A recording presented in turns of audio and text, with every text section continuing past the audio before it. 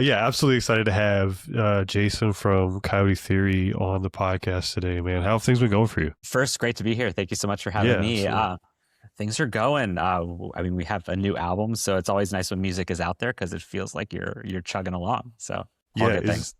is I guess the place I always love starting is, growing up, what music were your parents listening to? What music did you kind of start to gravitate towards once you found your own ear, so to speak? Yeah, I think that's like a super interesting question, especially in context of once we get to us coyotes.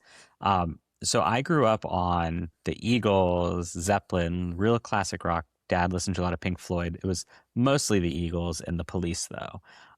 And that kind of permeated everything for me. Because if you know anything about the Eagles, or Eagles, sorry, they're not the Eagles. If you know anything about Eagles and the Police have a very opinionated drummer who makes sure you know he's playing leads on the drums in Stuart Copeland. And then in the Eagles, Don Henley is a storyteller, the drum service, the melody that he's trying to sing. And so when we got to Coyote Theory, I think two things became true as I started this band.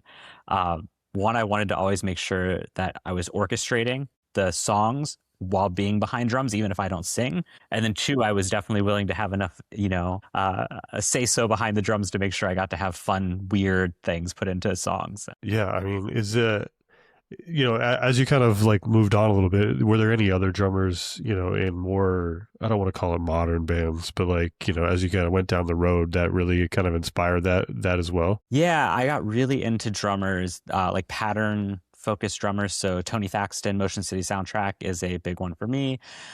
Rudy from the band Gatsby's American Dream, which were a lesser known kind of band of that era. Yeah. Those drum parts still hold up. If you go listen to Theater, anything off Volcano, anything from Gatsby's, you're going to see that. Forgive Durden. I was really into that kind of fueled by ramen generation of artists. The Academy is The Butcher, a big influence for me. So if you listen Yeah. to Coyote songs early on, you'll pull a lot of his playing style out because between that and Tony Thaxton and stuff, I was really pulling from them. Yeah. So I am curious too, like you guys, you had music out in, geez, the early part of the 2010s, and then you have Yeah. this, big hiatus, and then, kind of back with an album, what, geez, 14 years later ish, somewhere in there, I believe. What was that like? Like, was it something, were you guys making music in that time space, or, you kind of gone your separate ways and brought it back Yeah. together? Yeah, we're going on the 15th anniversary of Color, which is the one that had This Side of Paradise, which was the song that kind of brought us back together. Hiatus is a very nice way to put we just kind of gave up. Yeah. Uh, we I started the band right at the end of high school as a way to kind of do this, and we really like ran at it full force. The four of us at the time, until we really burnt ourselves out. We always joke, but it's true. Is the VP of A&R at Atlantic Records at the time ran into us on the street corner in Orlando, which is where we were based. And he said, I swear to God, if I hear one more person pitch your band to me in an A&R session, I'm going to lose my mind. And we're like, that doesn't sound good. And we asked him, like, what do you mean? And he goes, he worked as a partnership with Full Sail. Full Sail's like a music college down here in Orlando. He said, I do a partnership with them where people get to pitch bands as a final project. And he says, without fail, every semester, somebody's in here pitching Coyote Theory to me. And I just got to tell them the same feedback. And so we had a lot of moments like that where people who would have the keys to the doors we'd want to walk through were telling us, you're not quite there. Things Yeah. are still around the corner. And it just, for us, it got to the point where we were in our fifth year of pursuing it, and it just didn't feel like it was enough. We kind of wandered off on our own. So yeah, it was a hiatus in a very, very real sense until This Side of Paradise had this like crazy viral moment all those years later, and we picked it back up. Yeah, I guess, what is that like to having, a song that you put out 10 years, 8, 9 years prior, and then all of a sudden, you're scrolling, I think TikTok one day, and it's like, what, you see your song being used over and over and over again. It has to be quite the weird feeling, right? Super. And it's definitely one of those things where people always say, like somebody called me and said it was happening. And that's how it was for us. It was very much this idea of we didn't know it was happening. now in my, early 30s, I wasn't on TikTok. I wasn't watching the videos where this song was showing up. So it was totally blindsiding to us, in the best way. First thing we wanted to do was like understand it. So like solve the mystery of why did this happen? Who caused it? All that. We Yeah, never did. sure. It was just the confluence, kind of a myriad of different events all happening together that conspired to put it there. Overwhelming though, because we definitely saw every side of the music industry all at once after not being involved in it for so many years. Um, and I can't say it was the most appealing situation, but at the same time, you're getting everything you wanted in music, right? So for us as like this DIY band, it's like, oh, we're seeing every side of this all at the same time on like a continuum folding. And we really got to pick and choose what we actually liked out of this whole experience a little bit. Now, I guess, it's funny with the viral songs, like you're right. Like I feel like they just kind of it almost out of the ether. It's like very hard to find the pinpoint, the video or whatever that brings the trend. But in terms of the industry, was that I assume that was like the driving force to bring you guys back together and to pursue it all over again. And um, was it a lot of label attention? Was it a lot of just attention in general? It's funny because that seems to be, the obvious answer, and it actually wasn't for us. So about a year before this happened, the four original members all got pulled back together by our guitar player, Grayson. He reached out to all of us separately and was like, hey, it's been so many years since we did this. Like, you guys just want to do it again just for fun, like as like an old man hobby in our late 20s. And like me being there, the other guys and everything, we all kind of like slowly curmudgeonly came around to being like, yeah, okay, we can do music again. There's no expectation anymore. We're just totally doing it as like a hobby. And so that happened about 8 months after that. The song just, went crazy. And so it almost acted differently than your question, which is to say that's what we were doing, was we were getting back kind of very organically, and this thing got thrust upon us and totally changed, our expectations of the situation. So the label attention actually, if anything, made us hesitate, I think, a little bit there.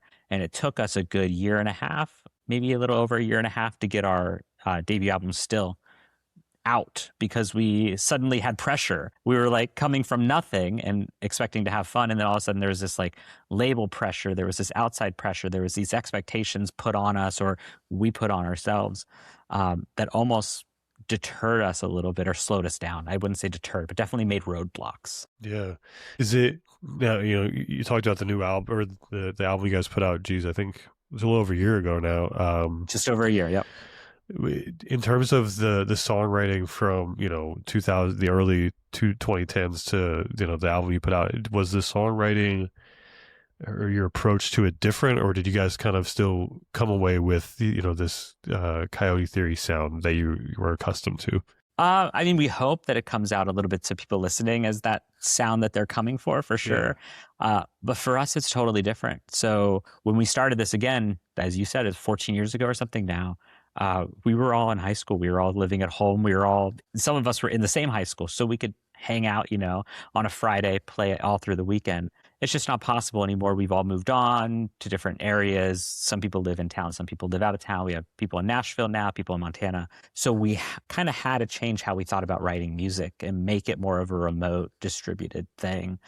Which in effect changes the process. So for us, the original process was very much get into kind of like the studio space, our band practice room, and just jam for the better part of 6 hours. And then eventually, a couple ideas would come, and then we'd start to, massage those. Now it's like, here's a fully fleshed idea, or here's like 30 seconds of an idea. See if you can stack the Lego bricks on top of it or redesign it. When you guys are, doing this, kind of remote process, is everybody coming to the table with these fleshed out ideas, or is it more so one person kind of handling the first base brick to speak, and then everybody's kind of adding on top?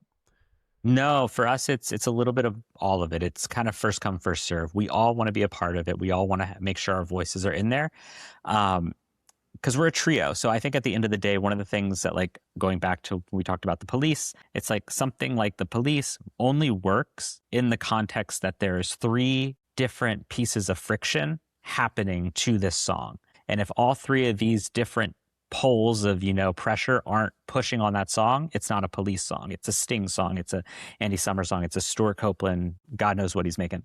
But that's kind of the same for us, where if it's, if Kyle's, our singer's bringing in a song, it's a song from Kyle. And without that extra external pressure, it doesn't become a Coyote song.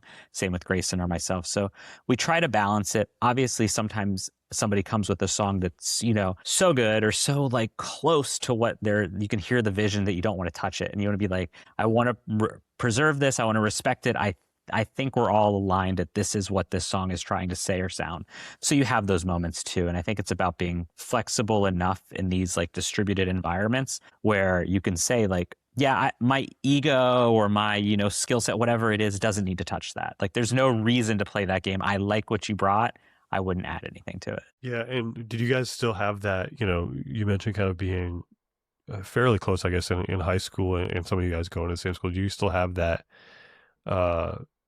did you guys stay in touch in that hiatus? Were you guys still close enough to be able to have that confidence in one another to be able to critique a song or know when one is kind of done? Yeah, I mean, two parts to that question. The first part is Grayson and I, who are kind of steering the band forward here, have stayed in touch since it stopped. I mean, I was best man at his wedding, like best of friends, lifelong. Even if this thing kind of grinds to a halt, I think that'll still continue. Which is a big selling feature for us in this, is that you have that camaraderie. Second part of that question is kind of from the music side and being honest about that. It's totally a personality thing. I mean, we have definitely experienced in songwriting sessions and all this other stuff, or just knowing people who don't take feedback as well, or people who might be a little bit more sensitive to criticism or constructive feedback, which is totally valid. And I get it. It's just a personality.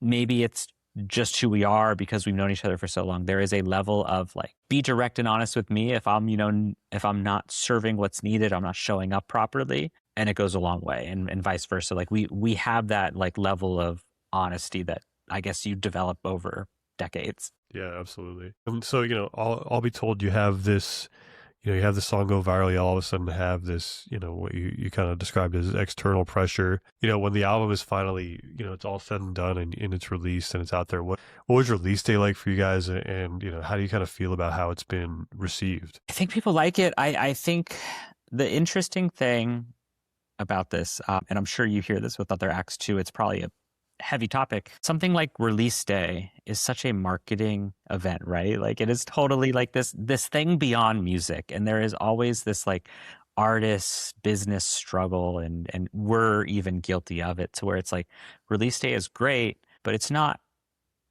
Aerosmith. Like it's not release day. There's a cake in a boardroom with the album cover on it, and we're all celebrating and stuff. It's like it goes out on Spotify. The countdown marquee goes to 0. We already know how many people pre-saved it, so they get to listen to day one. Like a lot of it's data points, and that's awesome. And it's so cool to know that people are doing this. But I think there's like a level of like rock and roll that's been removed because of the data streaming type of like very like A/B tested world in which music business has gone, that makes something like release day for the artist feel less impactful. Also, I'm not Sabrina Carpenter, so like Olivia Dean might have an incredible release day party and all this stuff, deservedly so. I think just as like a DIY artist, those things, you either have to create them yourself at this point, or you have to kind of see it where it is and know that it's just one marketing function to hopefully, a longevity in your career. Yeah. I think that makes perfect sense because, you're right. Like these larger artists, the albums are talked about and hyped up, but then, geez, how many thousands of albums come out, every week, let alone Right. It must be still kind of odd. Now, how long, did you guys, was it like, I talked to artists a lot where they're like, oh yeah, we sat on the album for like, 4 or 5 months and then it was released. Was it like you guys were done and then it was out like a month later, or did you kind of have to sit on it as well? No, we sat on this a little bit, but less. So like with Still, which was our debut album that came out, like you said, last March, we sat on some of those songs for 7 years or so because they never saw the light of day, but we loved them. So we wanted them to be a part of the album. So when that got released, there was this level of catharsis where it was like, these songs are out there. People can know the references I'm making when I'm talking about this song I love. And that was nice. But then with something like Talking to Strangers, which had just released, just a few days ago, as at the time of recording this, we recorded it last May. We went to Los Angeles. We recorded it slowly, took our time to get it where we wanted, those 4 songs. And then just a matter of the marketing kind of cycle, single after single, it comes out, March of this year. So we would have been ready to rock and roll with it come, July or August because we were so hyped up on it. We got it done. We had it mixed and mastered and, onto it. But it's a matter of making sure we're doing the most with the piece that we have. Yeah, it's funny. In terms of these, data points and, the market for attention, it feels like artists are, I'm sure just labels and artists in general are leaning into this, single after single after single to try to, maintain the thought in the listener's head, right? That you exist out here in the ether. It's an interesting methodology to releasing music, but I think it's one that has proved to be successful for a lot of people, right? You kind of keep this attention, and by the time the EP's out, you have a whole baseline of singles that people are really into, and does this for you guys? Is this something leading into another album, or is it just kind of this EP? You're gonna sit out there and you're gonna roll with it? Yeah, I mean, I have a question back for you, but Sure. with this EP, we wanted to act as like a tent pole of what would come next for us. So when we were thinking about this, moving away from these songs, like I said, was still that were, maybe somewhere 6 years old or so, we were like, what do we write now, and how does that relate to the sound of Coyote Theory? We put this out there. What did we miss? Sonic, brush strokes didn't we use? And so we wanted these 4 songs to kind of act as like pillars or guideposts to say like future music is going to run in this direction, one of these 4 directions. Yeah. So it definitely was a foreshadowing kind of EP of like, this is where we're running to. It's just a matter of running. But I wanted to ask you kind of back at this like single versus album conversation. I was just having this conversation with Grayson not too long ago where we were talking about writing new music, and we were like, I think we want to write an album. Not because it's the popular thing to do, because you're right. If you do it right, you're releasing singles, you're building hype, and there's something out there. But we were like, we just love the experience of an album. And the reason we say that, and my question to you is, when we release single after single, what's happening is, we have Talking to Strangers up since January or whatever as a marquee to pre-save. You're seeing every song in those lineups. You're seeing them slowly become available. So by the time the actual EP is out, maybe there's 1 song, maybe it's an album, maybe there's like 3 or 4 new songs you haven't heard. Does that, as a listener, like for you on the other side of this, does that change your experience of release day? Are you less hyped for a new album because you listened to half of it? I think for me, it's interesting. So in terms of EPs, I would probably just listen to the song that I haven't listened to.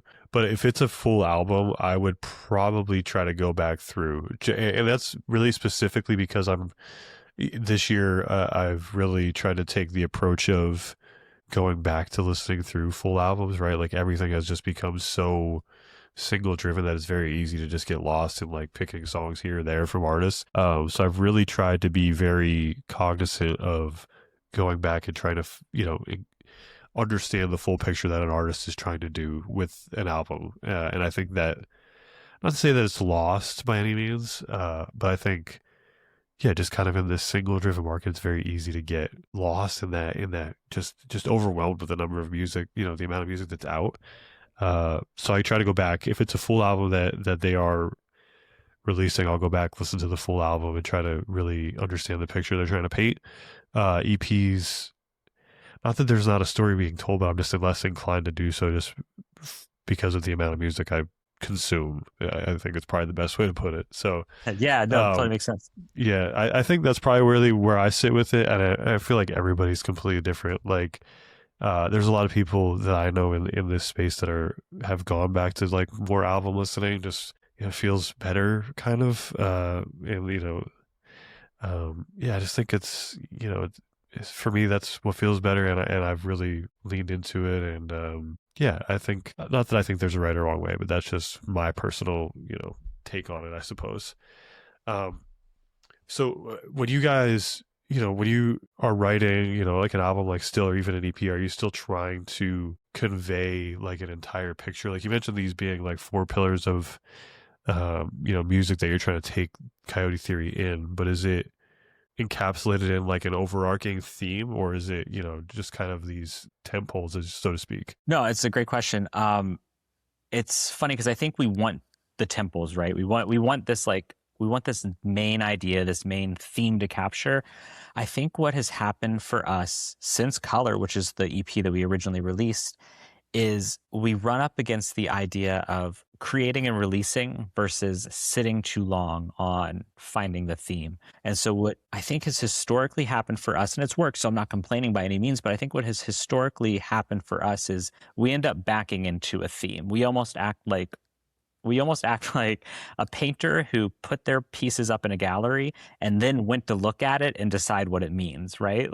Yeah. Like we didn't put it up with a meaning, but kind of in hindsight, we're like, I see the picture clearly now. And so that's how Color was, because we got the chance to work with James Paul Wisner, which, if you're not familiar with James Wisner, he did the debut Paramore album. He did Under Oath, Gatsby's American Dreams early albums. The Academy he is a storied hero of like that early kind of 2000s, like pop punk, Feel by Ramen punk. We found out he lived within 40 minutes or so of where we grew up. And so we were like, found his phone number, called him on a whim and left a message. He called back and he's like, sure, I'll come to your band practice. And like, for us, okay, we got to put 4 songs together really quick. James Wisner is going to show up to our practice and we're, 16, 17 years old. Yeah. So then we backed into Color because we were trying to figure out the palette of colors we wanted to paint with, yada, yada. Same with Still. We ended up with Still because we were talking to labels. Labels were surprised. I mean, one label literally called us, a major label, I won't name who, but a major label called us, got on Zoom, and they go, oh, I thought you were younger. Nice. And we were like, definitely not. They're like, we just saw your videos. And we were like, yeah, we haven't been a band in 10 years. And so when we were having these conversations with labels, when This Side of Paradise first kind of went very viral, I found myself constantly talking to them about whether or not we could still do this. Yeah. And then I started using this refrain of like, I think we just need to, like when you're running still water out of a tap, sometimes after a while it's dirty, you have to let it run a little bit to clean out. I started using that a lot and explaining our writing process and figuring out where we were. And so we backed into the idea Still, because we're like, oh yeah, this is very much encapsulating. Can we still do this? Yeah. Talking to Strangers, the new EP that just came out, is the same deal. We very much were in this new era of Coyote Theory, and it felt like we were strangers to the idea of whatever we wanted to make next. And so we kept gravitating towards that because we couldn't think of a theme. And we were like, well, this really feels like a bunch of like brand new music that we're meeting for the first time. It feels like this era of us is completely strange because we didn't think we would get this far. So we kind of backed into that too. So we're very good at finding meaning in our meaningless. Yeah, I think I don't think that's a wrong way to do it. Like that's sometimes I feel like you could get lost in really trying to like be the reverse way, right? Like trying to figure out what you're writing about first, and then all of a sudden it's you're up against it, trying to figure out what it is you're trying to actually say, as opposed to just saying it and then later on kind of hindsighting it and seeing what you were feeling in the moment. I don't think there's anything wrong with that. So have you guys toured since the new album, and what was that like touring kind of, or I guess I should start with, have you toured since the new album? Yeah. And what was that like, I guess playing the music all over again? Like were you playing like stuff from years ago, or was it just the new stuff? Yeah, so we have played together. We have not played shows or gone on tour yet. And that really comes down to logistics. I mean, like I said, we are in 3 different states. We're 3-piece. At this point, we either need to, have our touring members, like live members, to fill in some parts so we're not so thin, or we need to backtrack, which is a whole nother experience in and of itself. And there's some like ego shedding of all of us, myself included, that has to come into playing to backtracks, because you have to kind of give yourself over to those backing tracks. So I don't know. For us, for playing live is something we love doing. I think writing music is the first love for sure.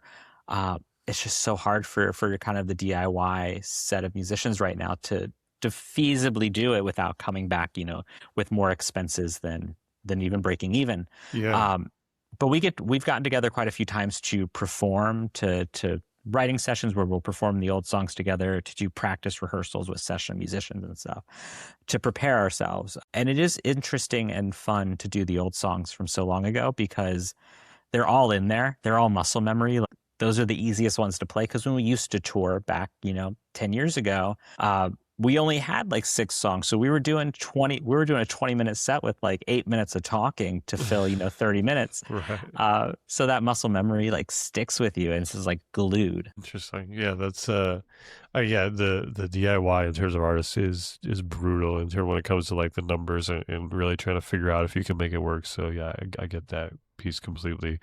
Um, I guess kind of leaning towards a few more like fun questions.